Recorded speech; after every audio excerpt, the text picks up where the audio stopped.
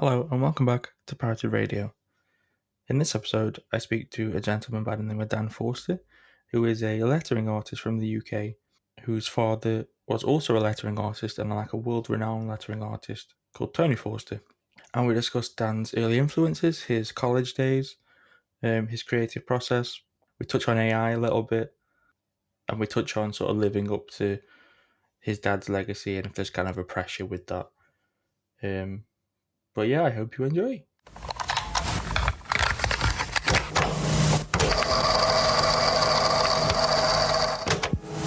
For the people listening that maybe don't have the pleasure of knowing yourself, can you give them a bit of a rundown as to who you are and what you do? Yeah, so my name's Dan Forster. I'm an independent lettering artist and typeface designer, and I basically work with design agencies and direct clients from all around the world. And I've been lucky to work on, all kinds of different projects, really, for things like logos, logotypes, packaging projects, book covers, and anything that sort of really needs custom or bespoke lettering or type. That's what I do. So it's when I say that, it's not fonts that I'm using. Everything is drawn from scratch.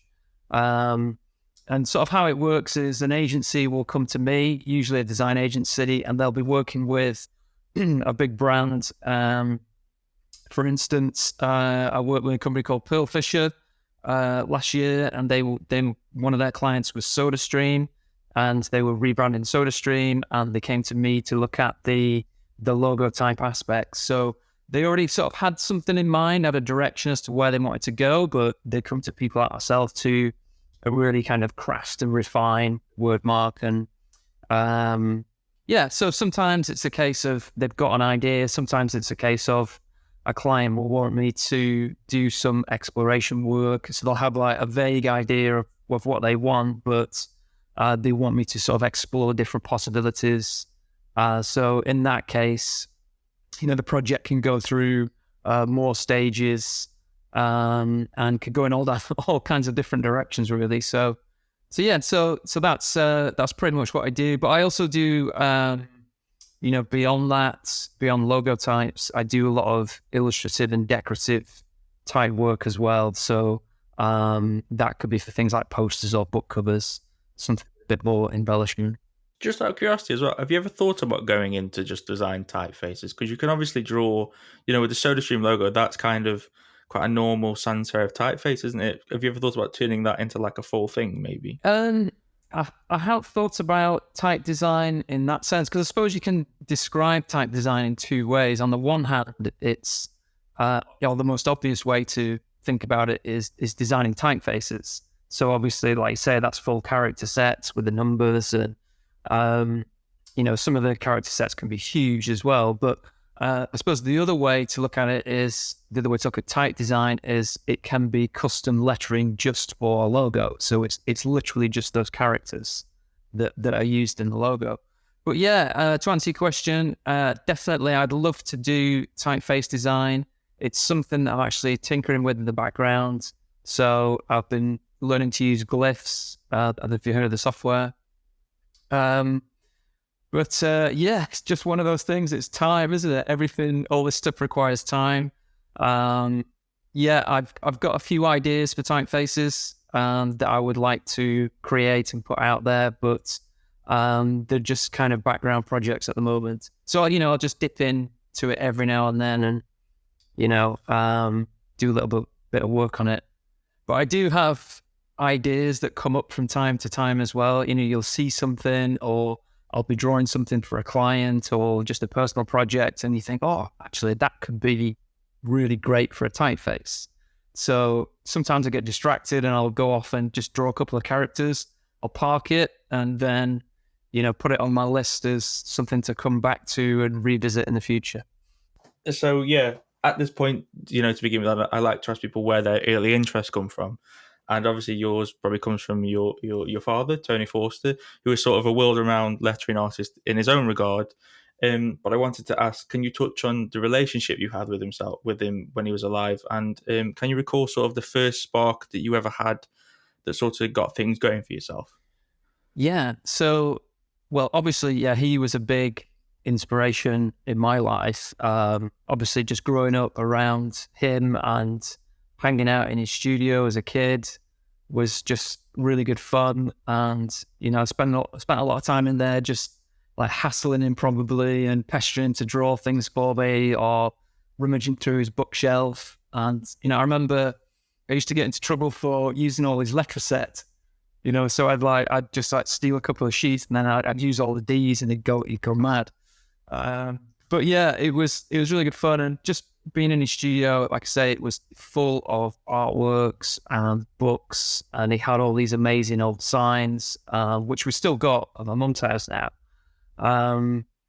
But yeah, he was obviously a huge inspiration, and he tried to get me to do some calligraphy when I was younger. I think what happened was, because I had a part-time job working at the local swimming pool, and one of the girls there was getting married, and she needed some wedding invites to it. And at some point, I must have mentioned that I did calligraphy, so she asked me, could I do some calligraphy for her wedding invites, and then also for the all the place names that they put on the table. So my dad he was like trying to encourage me to start doing calligraphy. So I tried it, but obviously I was probably comparing myself to him and his work, which is ridiculous really, because he'd been doing it for like 30 years or something at that point. And for me, I'd been doing it for a couple of days. So to make the comparison was pretty ridiculous. But, you do these things, you do compare yourself, and started doing the calligraphy, and I got so frustrated. I just couldn't make the letters look the way I wanted. So I tried and tried. I managed to get this little job done, this lady at the swimming club. But then after that, I gave up. I just gave up with calligraphy. And the other thing I was interested in at the time, just was drawing. I loved drawing as a kid. And some of the books that my dad used to have in his studio were, there was one I remember by this artist called Frank Frazetta. So he was a fantasy artist. So he'd do artworks for some of the old novels, like, what eventually became Conan, and then all the sort of offshoots from that. So all kind of like fantasy art, Dungeons and Dragons, all that kind of stuff. And I was really inspired by that. So I used to take those books of my dad's and, I'd take them to bed at night and I'd sit up with my sketchbook and I'd just literally copy those artworks. And I think I was about 30 or 14 or something like that. And I'd sort of realized that I could draw quite well. And so that was like the main thing that I was interested in as a kid growing up. And then again, my dad saw that I was drawing, and then he started introducing me to other artists like Escher. There was Geiger, who did the design for the Alien movies. So there was those books. And yeah, there was just a bunch of other books, but also he introduced me quite early on to the designer Herb Vebelen, and he was, he told me about typography and how you could use letters to be expressive beyond just the written meaning of the word. So that was something I found really fascinating. We also went to Edinburgh one time together. He took me to this typographic circle event, and we went to see Fred Woodward, who's the art director of Rolling Stone magazine, and he was giving this lecture in Edinburgh, and he was just like a really brilliant designer, and he was really sort of renowned for his creative use of typography. And there was one thing I always remembered, which was this magazine cover for Rolling Stone. And he was talking about how he hated using the masthead because he worked with it day in, day out. And he got so sick of it that any opportunity he had to cover it up, he did. So, and there was this one particular cover with Jimi Hendrix, and he covered up the masthead just enough. So sticking out of the sides, it just said roll one.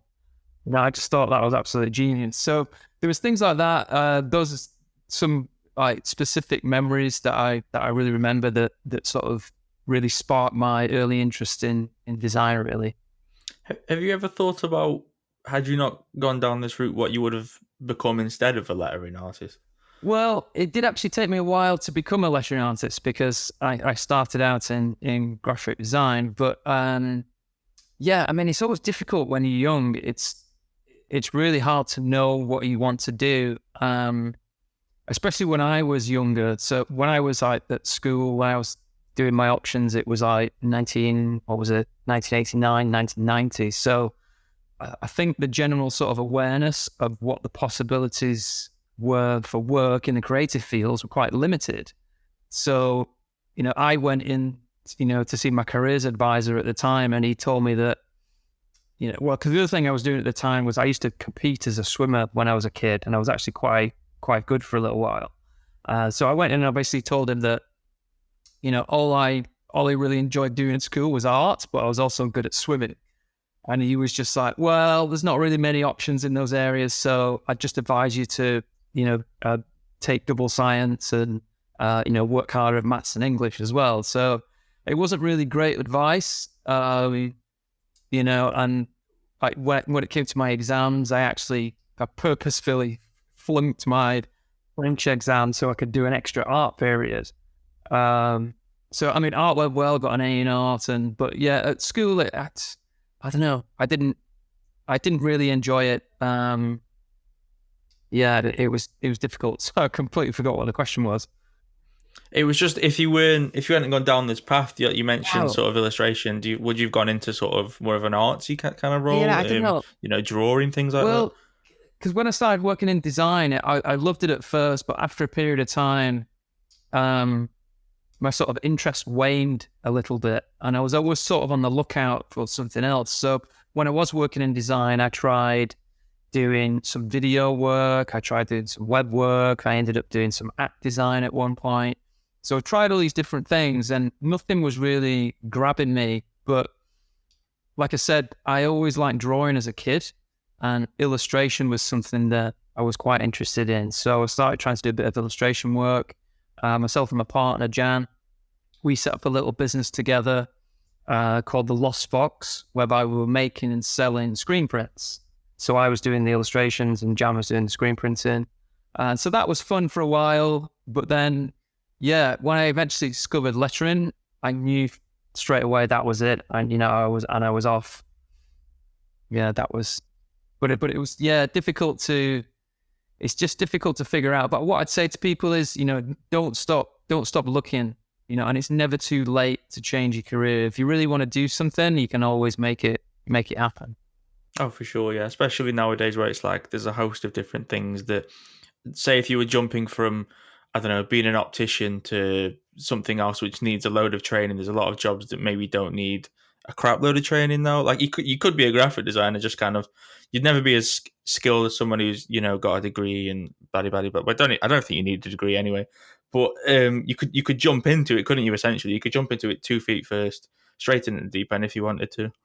Yeah, I think there's definitely with most professions, there's definitely going to be a learning curve, and there's definitely going to be a period of time where you have to work hard and invest your time into becoming good in that particular field. It's not like I switched just overnight to become a lettering artist. It's something that took quite a lot of hard work and a few years to sort of slowly transition from one to the other. Doopy doopy doo. There's a lot of different questions that I think you've answered, so I'm trying to filter the ones out. So yeah, when you first got started, I think you were at a stage where sort of people were transitioning from sort of more mechanical means to more digital means, and you would have been in the transition going into computers. Would that be correct? Well, well, that probably happened before I came along, to be honest. So, Oh, so when I was at college, the first college I went to out of school was Wigan College, and I just did a general art and design course. So I wasn't really doing graphics there. It was more analog, hands-on yeah. drawing and that kind of stuff. But the guys down the corridor in the graphic design room, they all had computers. Oh, It was the early days. And then after I'd left there, I went to Sheffield College and did I think it was called Design Communications, the course. So it was essentially graphic design. mm-hmm. And yeah, we had a computer room, so we had access to computers. But we were encouraged to also, work by hand as well, which I'm not sure if that still happens as much these days. Hmm. But yeah, so it was computers were there. In fact, I actually did an evening class to learn how to use computers before I went to Sheffield College over the summer period. Mm-hmm. I guess to rephrase it a little bit, then the computers have come on a lot since then, and Yeah. obviously now you have iPads where you can use Procreate to do what you do. Could you comment on sort of the transition from that to where you are now, maybe? Um, yeah, it's just something that has always been there, and it's something that is always changing and changing fast. And for instance, when the iPad came along, that really changed things for me in terms of my lettering work. It hugely speeded up the process. It was essentially just like having pen and paper, but in kind of in Photoshop, um, which you could argue already sort of existed in a way if you had a drawing tablet, beforehand, or like the Wacom tablet or a Cintiq or something like that. The input is a pen, a digital pen, but it's essentially still drawing. So yeah, the iPad for me, when I first got an iPad, and I started using that, I just thought, oh, this is incredible. It's pen and paper, but then you've got the option for layers, and you can have undos and all this kind of stuff. But I just tried really hard, and I still try really hard not to get too sucked into using it exclusively, because I think, that you can just get lost down a rabbit hole, making too many layers, too many different options. And I think when you use pen and paper, it sort of forces you to think ahead a little bit more and plan ahead. So, and there's just something nice about pencil and paper or pen and paper that, you just don't get with working digitally. Jumping to, you obviously touched on you studied at Sheffield. I understand from when you, this is all just from your LinkedIn. But yeah, so I understand once you finished studying, you got a job at Almwood. Is that correct? That's right. Yep. Which is obviously quite a juggernaut agency. What it is now, I guess. Whether it was back then, I don't fully know. But it was obviously quite a big known agency at this point, which is obviously quite a big jump to go in straight away. So I was curious, how did you get that position? And also, do you have any memories from that position at all that you can pull up? Oh yeah. Well, it was when I was when I was at Sheffield College, and we were getting a briefing one day, and this project had come along, which was set by the Royal Society of Arts, and it was like a national project. And the one particular project we were doing was to design a symbol that represented innovation. So, long story short, I was one of the winners. So I had to go down to London and present the design that I'd done to this panel at the Royal Society of Arts. But what I didn't know at the time, it turned out on the judging panel down there was a chap called Jonathan Sands and another chap called Mike Owen. And Jonathan was the founder of Elmwood, and Mike was the creative director. So when I got back to college a couple of weeks later, my tutor said, "Oh, you've had a call from Elmwood. They want you to go in and see if you will be interested in doing like a work experience or something like that." I can't quite remember exactly what they said, but I did end up going over there, did a work experience for about a week. Really loved the studio, the office, the environment, the people, the kind of work that we're doing. It's like super creative. And so they offered me a job for when I was, because when was this? This was before I actually finished my course. So I just said, well, yeah, I'd really like to complete the course and then come in. So I was kind of lucky, I suppose, that project had come along and I'd done well in it. And it turned out I got a job from it. So yes, I always work hard at college because, you never know what might happen. Did you not, when you say college, is that sort of what I'd call sixth form now? No, this was, I suppose it's because it wasn't it was just a HND course. So it wasn't a BA or anything like that. So it was just a 2-year course. And I always refer to it as college because it was away from the main university campus. So I suppose, college, university, whatever you want to call it. But yeah, so I was, How old was I? I was like 19 at the time, something like that. Jumping forward, so as I mentioned at the start, whether I'll keep it in or not, I don't know. But while I was studying at Staffs University, you came in and you did a talk about your own work, and you mentioned this thing that your dad got you to do once. I believe it was in between university colleges, sorry, where he got you to draw out the Helvetica A over and over and over again until you got it perfect. And there's kind of a thing in that where he's trying to get you to understand sort of the craft of letter forms, obviously. And I wanted to ask, do you think that that's still a thing? Do you think that people really appreciate kind of the craft that goes into design as much? Um, yes and no. Do they appreciate it? I think, yeah, of course, people appreciate it. I think but it's difficult, I suppose, with a lot of the time with client projects, there's a need to turn things around quickly. And sometimes, depending on the client, obviously, sometimes clients don't really appreciate some of the finer details that go into things. They want things turning around quickly, and just something that will do the job is good enough for them. Conversely, on the other hand, thankfully I work with design agencies most of the time who do appreciate craft and attention to detail. So, yeah, I guess it's difficult because on the one hand, there's the analog craft and craftsmanship.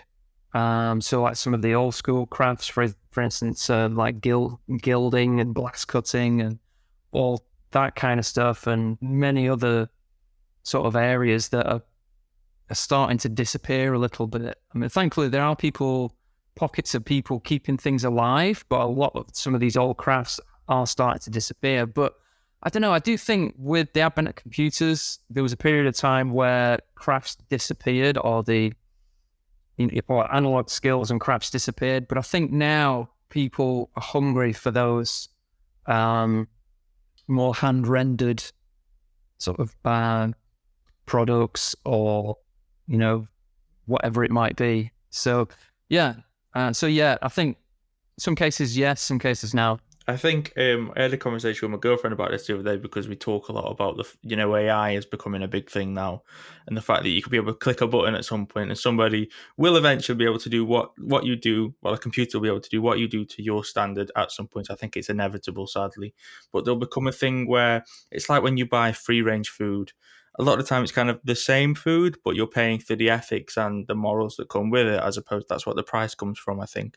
So in the future, people will be able to use an AI to design something and it will be as good as a designer, but you'll be paying, if you were to go with a designer, you'll have more of a human connection and you'll be able to say, human design this. And it sort of mirrors that kind of free range thing of you're buying in the ethics and you're buying in the human connection, I think, if that makes sense in a weird way. Yeah, kind of. Yeah, it's Completely different tangent, I know, sorry. That's all right. Yeah, it's I'm still yet to make my mind up about AI. I don't quite know what I think yet. My initial reaction to it is it's not good, because it's gonna take jobs away from people. It's going to stop people becoming skilled at creating things themselves, and like we're just talking about the craftsmanship. But then it's hard to see that far ahead. It might be that it requires a certain level of skilled human input in order to get the output from the robot, AI, the computer, whatever you want to call it. So yeah, it is fascinating, but at the minute I'm skeptical at this moment. Everything I've seen that has been generated by AI has a certain look and feel to it, and I've not seen anything that's particularly blown me away. I mean, I've seen really amazing artworks, but I think the reason it's not blown me away is because I know that a robot's done it. And you think, my reaction to that is, well, it's just well, of course a robot can do anything, so why should I be impressed? It's a difficult thing, but then it depends who you are and why you're using it. If you're just a business that is wanting to put some advertising out into the world and get people's attention, then whether a person creates that for them or, the AI creates it for them, then they might not really care as long as it does the job. So, yeah. Yeah, I think a good way of thinking about it, in my head at least, is it's the same as like Fiverr. So you can obviously get a logo done for very cheap on websites like Fiverr, and it'll cost you essentially nothing. But there's a level of craftsmanship and sort of work that goes into something at a higher level that you won't get at a sort of a lower level. You're paying for the work ultimately, aren't you? And it will be better the more money you put in. It's how much you value the design in itself, I guess, isn't it? Somebody that's sort of a startup that's really looking at the actual, say they sell cheese, they don't really care about the branding of the cheese sells it, then yeah, maybe a £5 logo works for that or something. Or you're like a plumber or something. Plumbers don't always need really fancy logos, do they? They can do something which is, it's just got a picture of a bloke doing something with plumbing on it, as opposed to, yeah. But it's also about, I think, because at the moment, these days, it's sort of in any field, I was just thinking about music, and like, you can go into iTunes or Spotify and you've just got everything, whereas when I was younger, I just saw like a box of tapes. So you make a choice, whereas now it's really hard to make a choice because there's so much. And I think with AI, in a similar way, it might be that you input whatever the parameters are or a brief to the AI and it spits something out, and it might be amazing. It might hit the brief first time, might be perfect, but you could be like, well, no, I'll just try it again and see what else I get. I'll try it again and see what else I get. And, where does this end? Because it could just go on and on and on. And again, you're in that position where you've just got unlimited choice. And I don't know if that's a good thing or a bad thing. It does worry me in some respects, but I'm trying to keep an open mind about it. And, yeah, we'll just have to see what happens and where it takes us. So yeah, this is kind of the break point in the middle. I don't know if this is a pointless question to ask because we might have already just covered it all, but I ask every guest the same question, and it's a thing of, if we were just stuck in a lift together and I asked you what's something I can go away and research from your own career, which has been sort of the biggest influence on yourself. And it has to be kind of one thing, but it can be anything. A person, obviously, I get a book, a piece of artwork, whatever, piece of music. When I asked Malcolm Garrett, he said drugs, which was amazing. Honest to God, he said he took acid years ago, and that's been the biggest influence on his career. And I was a bit like, oh, okay, fair enough. But yeah, so if that was yourself, what would that be? Well, I suppose the obvious answer or initial thing that came into my head was my dad.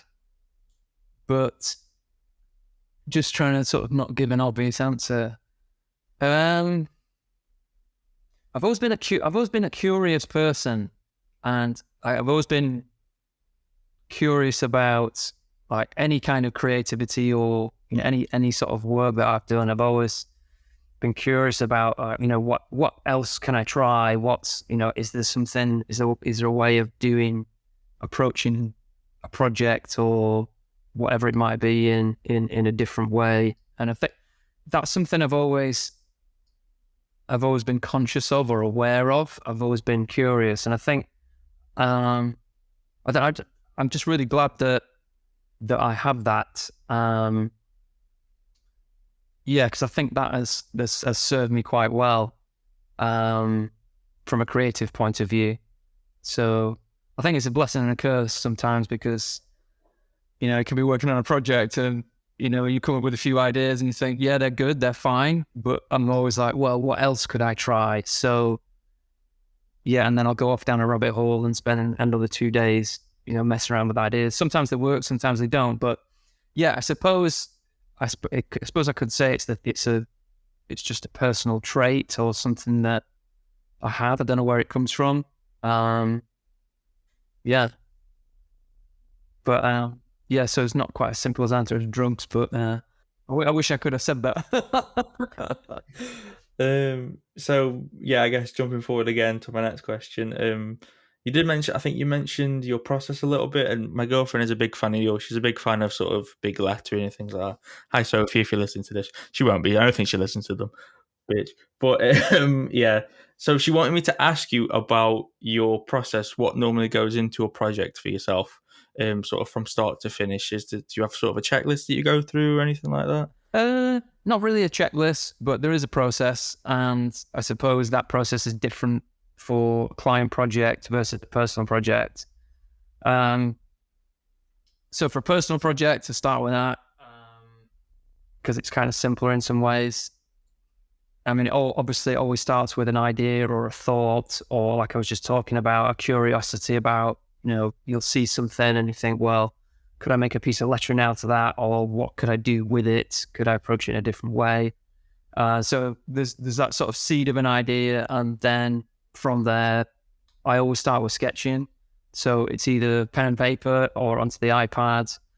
And, I could mess around with sketches for, an hour, or it could be like days, weeks, months. Sometimes the idea comes like really quick. Sometimes it's, I'll work on something for a little while, park it even for over a year, because I just can't get it to work, or I'm not happy with it or whatever.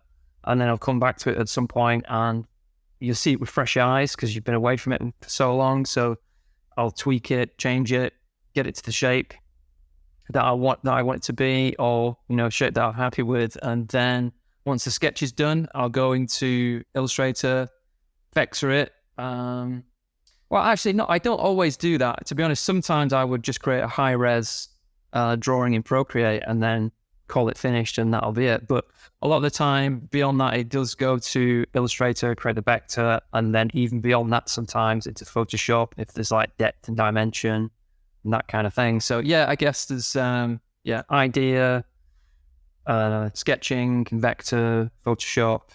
That's pretty much it. So In terms of getting clients, is it word of mouth between people suggesting you to other people, or is it social media? It is those things, but to be honest, and for anyone who's listening, because it's obviously the $1 million question, isn't it? How do you get clients? Clients will not come to you most of the time. You have to be proactive. So this is something I'm doing actually right now. That's something I do at the start of most years when, client work's a little bit quiet. I'll just sit down, go through my list of clients, and then look at some companies that I want to work with. And I'll spend a period of time just doing sort of outreach. Don't like that word, but you know what I mean. Kind of emailing, cold emailing a lot of the time, clients either on via email or sometimes via LinkedIn, just to try and sort of introduce myself, put some of my work under their nose. And then sometimes I offer to go in and do a talk at the agency, which is always good because, people remember faces rather than emails.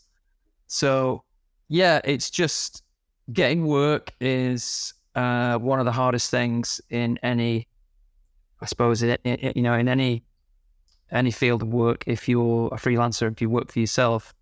And what I'd say as well is when you do outreach and you do contact people, there's always going to be a limited response, but don't be put off by that because you just got to be persistent. That's what it's about, being persistent and contacting as many agencies and people as you can, because it's just a numbers game. And then over time, you'll build traction, people will get to know you. But also, once you do start working with people, agencies, make sure you keep in touch with them, So I have a little, I don't know if you heard of Notion, the software. So I use that to track who I've contacted, but then it reminds me after 12 months and say, right, it's time to contact these guys again. So yeah, that's how I keep track of clients. And I do outreach throughout the year as well, because you just got, even when you're busy, that's the time where you can be a bit complacent about it and you just think, oh yeah, I'm busy, everything's fine. But then suddenly the month after or 2 months later, work dries up and there's a bit of a panic. So yeah, you just got to keep doing it and just make it a habit. Do you have a lot of stuff, because you do a lot of personal work, like 36, when you've done 36 days of type in the past. Yeah. Do you have a lot of stuff that comes off of the back of the personal stuff?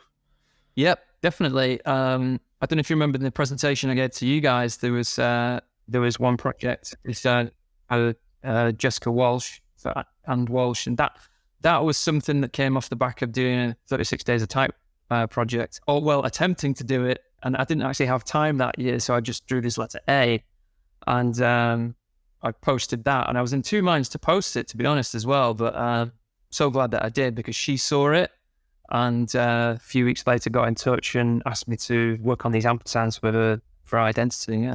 Yeah. So beginning to sort of round off now. I ask this to everyone, well, most people at the end of the podcast, but it's just sort of the question is, if you could go back in time to when you first got started doing what you do and give yourself one piece of advice, it's very cliche, I admit, but what do you think it would be? What would it be? I mean, it might be something like that calligraphy project that I was telling you about, where I got frustrated and I just gave up really quickly. That it might be tapping myself on the shoulder and saying, don't give up, carry on, because it's all about practice, and you're just comparing yourself to your dad and all that kind of stuff. I suppose it was something like that, because like I say, I did get into lettering quite later on, and in some ways I wish that I'd started it sooner, but I try not to have thoughts like that, because we're all a product of our experience up to this point in life. So if somebody had given me some advice when I was younger that was slightly different, I might be doing something completely different now and not doing lettering at all. So I'm actually really happy with my career and what I love what I did. So yeah, I wouldn't want it to be any other way, but I know that the reason I'm doing what I do is a product of all the experiences that I've had going back in time. So yeah, so I try not to think about the past, or and just make the best of where I am now, and try and think forward. Yeah. You mentioned sort of comparing yourself to your dad a couple of times. Do you ever sort of feel pressure to live up to him at all? Yeah, that was a big concern when I first started doing lettering work. Well, there was a few concerns. I was changing careers in my late 30s. And I was thinking, well, people are just going to compare me to my dad. That was one of the sort of thoughts and fears that I had. Yeah, another one was, can I actually do this? Because I'd been working as a freelance designer. I had clients, but they were all like graphic design clients. I wasn't known for lettering, so I was essentially starting from scratch in a lot of ways. So it was difficult, but yeah, there has been that comparison thing.